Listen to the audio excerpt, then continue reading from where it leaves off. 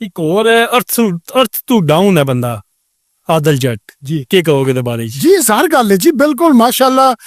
ਦੇਖੋ ਕੋਈ ਵੀ ਇਨਸਾਨ ਹੈ ਨਾ, ਉਹ ਅਜ਼ੀਮ ਜਾਂ ਵੱਡਾ ਬਣਦਾ ਹੀ ਉਦੋਂ ਹੈ ਜਦੋਂ ਦੇ ਅੰਦਰ ਇੱਕ ਸੌਫਟ ਕਾਰਨਰ ਹੋਵੇ, ਤਹਮਲ ਮਜ਼ਾਜ ਇਨਸਾਨ ਹੋਵੇ। ਜਦੋਂ ਤਹਮਲ ਮਜ਼ਾਜ ਇਨਸਾਨ ਹੋਏਗਾ ਨਾ, ਕਦੀ ਵੀ ਤੁਸੀਂ ਵੇਖਿਆ ਕਿ ਇੰਜ ਜਿੱਥੇ ਥੋੜਾ ਛਪੜੀ ਪਾਣੀ ਦੀ ਹੋਏ ਨਾ, ਉੱਥੇ ਪਾਣੀ ਕਿੰਨਾ ਉਛਲਦਾ ਹੈ ਤੇ ਡੂੰਘਾ ਪਾਣੀ ਬੜਾ ਸਮੂਥ ਹੋ ਕੇ ਚੱਲਦਾ ਹੈ।